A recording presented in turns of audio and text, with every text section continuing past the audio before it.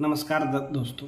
और आज आप लोग ने देखा होगा कि बीपीएससी किस तरह से हम लोग साथ छल पे छल किया जा रहा है। पहले तो बोला कि डेट नहीं बढ़ाएंगे, फिर 3 दिन डेट बढ़ा दिया, फिर अभी आज का जो आप लोगों ने न्यूज देखा कि 22 जुलाई तक फॉर्म भरने की तिथि बढ़ा दी गई है। तो ये सब घटना देख के हमें एक बात याद आता है कि बर्बाद होने के बहुत तरीके थे, लेकिन हम लोग ने डीलेड और बीएड को चुना।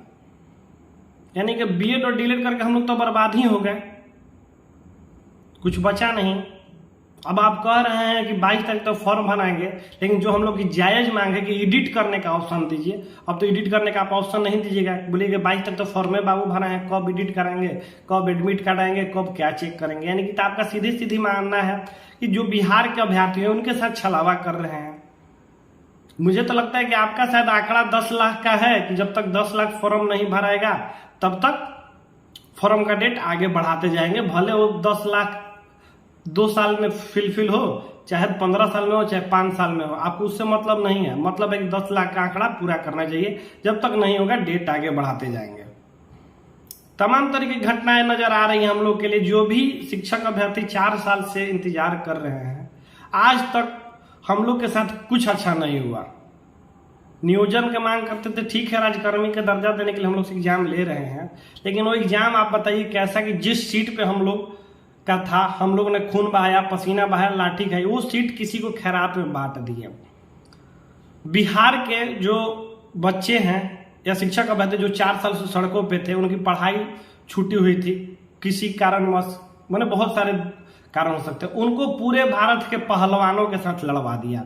पहलवानों के साथ लड़ने का मतलब है कि हर स्टेट में जो शिक्षक की बहाली है उसके लिए पढ़ाई पे आप नौकरी दिया जाता था। हम लोग के यहाँ ऐसा नहीं था, नियोजित किया जाता था सीटेट सर्टिफिकेट पे।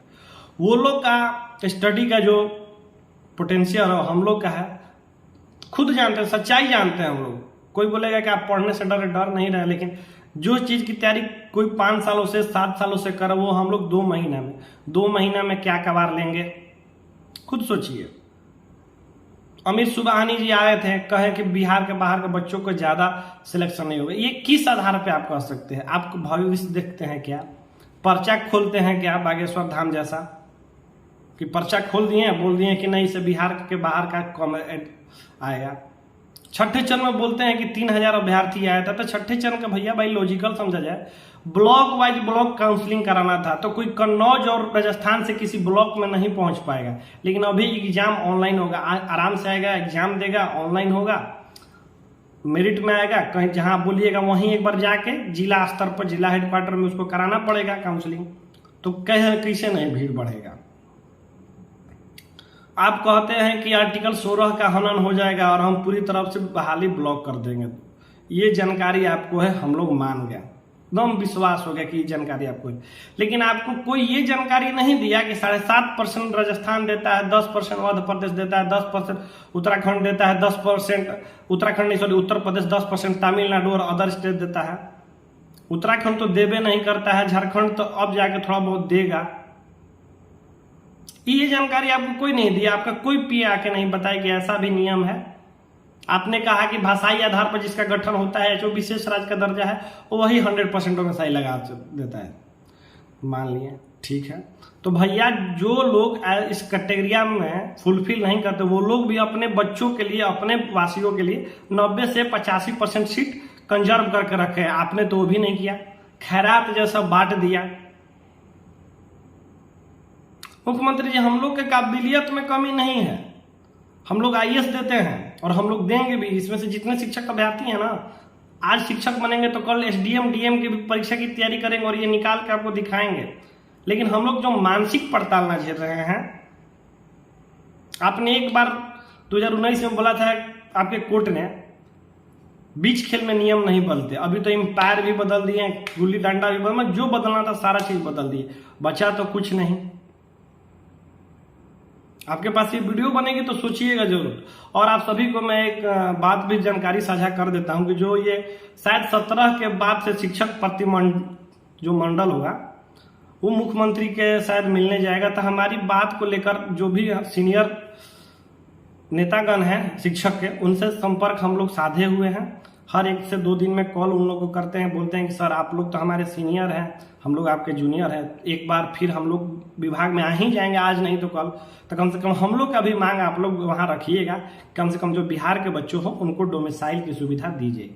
10 से 12%, 15% आप अदर स्टेट को दीजिए, बाकी 85% तक कम से कम बिहार के बच्चों के लिए सुरक्षित कर दीजिए। ये हम लोग उनसे बार बार कह रहे हैं, रिक्वेस्ट कर रहे हैं कि जब जाइएगा तो आपसे ये बात वहाँ मुख्यमंत्री के सामने रखिएगा जरूर। और मैं ये अभी लाठीचार्ज हुआ भाजपा पे, इस पे भी कुछ कहना चाहूंगा।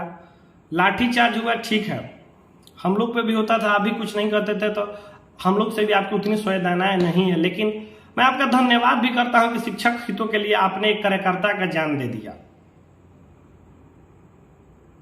आपने हमारे लिए आवाज उठाई। बाकी सब तो विधायक लोग कहते हैं, माले को हो गए, आरजेडी को हो गए, गर्दनीबाग में तो बहुत बार है, लेकिन रोड पे हमारे लिए नहीं उतरे हैं। आपने हमारे लिए रोड पे उतरा है तो इसके लिए धन्यवाद। लेकिन हमने भी लाठियां खाई थी उस समय, जब आप हमारे साथ खड़े हो जाते ना तब ज्यादा हम लोग को अच्छा लगता। और कुछ शिक्षक अभ्यर्थी मैंने देखा खुश थे कि चलिए भाजपा पिटागा। रे भाइयों, अभी भाजपा आरजेडी करने की उम्र आपकी नहीं है, आप एक शिक्षक अभ्यर्थी हैं। अगर आप भी अगर भाजपा और आरजेडी में बट जाइएगा ना तो फिर 24 और 25 में कैसे बदला ले पाइएगा? आपके साथ जो अन्याय हुआ इसका बदला ले लीजिएगा सिर्फ जाति के नाम पे कि मेरा जाति का है तो हम उसको जिता देंगे। तो ये सोच रखिएगा, तो कैसे कहते हैं कि 24 और 25 में हम बता देंगे? तो इन सब चीजों से बचना है हमें। कम से कम 2024-25 में 3 सीट, राघोपुर, मधेपुरा और ये क्या बोलते हैं पालीगंज, इसको तो हरवाना हम लोग का परम कर्तव्य है, क्योंकि ये 3 लोग बहुत हमारे साथ छलावा किए। मुख्यमंत्री जी का इसलिए नाम नहीं लेना चाहते कि मुख्यमंत्री समय उम्मीदें नहीं थी, तेजस्वी यादव जी से उम्मीदें थी, 10 लाख का रोजगार था, चाप के वोट हम लोग दिए थे। ऐसा बात नहीं है कि 88 सीट ऐसे ही आ गया किसी खास जाति और समुदाय से। तो मुख्यमंत्री जी से हमें उम्मीद नहीं थी, इस वजह से उनका क्या वैल्यू, 47 सीट लिए हैं, आज इधर पलटी मारेंगे उधर पलटी मारेंगे, उनका कोई भरोसा है? पलटी मारने वालों से, धोखाबाजों लोगों से क्या भरोसा रखेंगे? भरोसा तो हमें तेजस्वी यादव जी से था, टूट गया। आप लोग खुद सोचिएगा, गलत कह रहा हूं तो बताइएगा। और यूट्यूब पर वीडियो नहीं बनाने का मेरा एक कारण है कि देखिए भैया हम यूट्यूबर नहीं है, झूठ मूठ के क्या आपका 20 मिनट और 15 मिनट और 5 मिनट समय बर्बाद करेंगे। अगर 10 लोग भी वीडियो 10-10 मिनट देखते तो उनका 10 मिनट समय बर्बाद नहीं होना चाहते हैं, इसलिए से वीडियो। लेकिन कभी कभी लगता है कुछ आप लोगों से बातचीत इसी यूट्यूब के वीडियो के माध्यम से हो जाती है तो वीडियो बनाना पड़ता है। और मैंने 2 दिन पहले एक नोट्स भी डाला था, कोशिश करूंगा कि जितना नोट्स है आपको कम्युनिटी पोस्ट में डाल दूं, क्योंकि पीडीएफ बनाने के लिए अब कहाँ पीडीएफ डालेंगे, उस पर लिंक कैसे होगा, इसकी थोड़ी सी जानकारी मुझे कम है। इस वजह से फोटो डालते जाऊंगा, जो हमको अच्छा पॉइंट लगे, जो एग्जाम में तैयारी कर रहे हैं अपने लेवल का, वो आपको सामने कम्युनिटी पोस्ट में डाल देंगे, उसको आप लोग नोट्स बनाते चलिएगा। कोशिश तो मेरी ये रहेगी कि अगर कुछ नोट्स है जियोग्राफी का, अच्छा खासा नोट्स थोड़ा बढ़िया बनाए हैं, उसका वीडियो बना के आपके माध्यम में कम से कम डाल देने का कोशिश करेंगे। आप लोग उसको देखिएगा, फायदा मंद होगा। देखिए कि हम स्टूडेंट हैं, आप भी स्टूडेंट हैं, मुझे बस वही पढ़ना है जो एग्जाम में आता है। तो मैंने नाम नहीं लेना चाहूंगा, लेकिन बहुत सारे कोचिंग पे आप देखिए कि एक क्वेश्चन आता है कि बंगाल विभाजन इतने तारीख होगा, यहाँ 6 से 7 क्वेश्चन होता है, लेकिन उस पर 1-1 घंटा का वीडियो चल रहा है। तो भैया 1 घंटा का वीडियो आपका समय बर्बाद ही न कर रहा है। तो मेरे पास कुछ नोट्स है, वीडियो के माध्यम से आपको दे दूंगा, आप लोग भी उसको देख के कम से कम रिवाइज जरूर कर लीजिएगा। ओवरऑल तो सबकी तैयारी हो चुकी है, सब लोग धड़ल्ले से पढ़ रहा है, मैं देखता हूँ एक बार। लेकिन मैं कहना चाहूंगा कि अब प्रैक्टिस सेट लगाना शुरू करें। जो प्रैक्टिस सेट होता है ना, कम से कम 2 या 3 ले लीजिए अलग अलग पब्लिकेशन का, तो 15 या 45 सेट तो हो जाएगा। और 45 सेट भी बना लेते हैं ना भाई, तो आपकी नौकरी का जो है थोड़ा सा नजदीक और आ जाइएगा। क्योंकि मान के चलिए 120 नंबर में कट ऑफ आपका 90 कभी नहीं जाएगा अगर नेगेटिव है तो। इर्द गिर्द 70 से 80 तक जाते जाते सारी कैटेगरियों की हो जाएगी। कम से कम तो आपको 80 क्वेश्चन याद होना चाहिए। 80 क्वेश्चन कब याद होगा? जब आप प्रैक्टिस करिएगा, क्वेश्चन लगाइएगा। और सिर्फ थ्योरी पलटते रह गए कि 1857 की क्रांति बैरकपुर से शुरू हुई थी, फिर 10 मई से मेरठ से शुरू हो गई, 34 नेटिव से मंगल पांडे संपर्क रखते थे, तो कब तक याद रखिएगा? क्वेश्चन बनाइएगा तब आपको दिमाग में घुसेगा। साइंस में सभी लोग कह रहे हैं कि बायोलॉजी फोकस करिए, तो बायोलॉजी को फोकस तो करना ही है, लेकिन 2-3 टॉपिक आपको केमिस्ट्री में टच करना है। फिजिक्स का ऑप्टिक्स, मेजरमेंट, ये आपको आना ही चाहिए। बहुत लोग का सवाल आ रहा था कि सर ये जो 3 गो है क्या बाद में अपने जिला में आ जाएंगे, अगर किसी दूसरे जिला में हो जाएंगे? तो देखिए मैं बता देना चाहता हूँ कि जो बहाली आई है ये जिला सौरभ की आई है, कि मतलब जो आप जिला चूज करिएगा उसी जिला के इर्द गिर्द आपका ट्रांसफर होगा, मतलब उसी के ब्लॉक में। अब ऐसा नहीं होगा कि पूर्णिया डाल दिए हैं फिर पटना आना चाहते हैं, तो इसमें थोड़ी सी कठिनाइयां आएगी, क्योंकि जिला स्वर्ग बना दिया। ओवरऑल अगर एक टीचर बनाता तो आप किसी भी जिला में ट्रांसफर हो सकते थे, लेकिन जिला स्वर्ग बनाने की वजह से ये आपको मुश्किलें आएंगी। तो अभी अब कम से कम जो लोग नहीं भरा है फॉर्म, अब जो आगे भरेगा इस चीज को ध्यान रख लीजिए कि अपने इर्द गिर्द के ही जिले डालें। बहुत लोग तो मैंने देखा कि बोल रहे कि ये शायद एग्जाम सेंटर है, तो ऐसा कुछ नहीं, एग्जाम सेंटर नहीं है। अब 17 जुलाई का इंतजार है कि उसके बाद कब मुख्यमंत्री जी शिक्षकों को बुलाते हैं, उनकी बात सुनते हैं और कितना अमल करते हैं।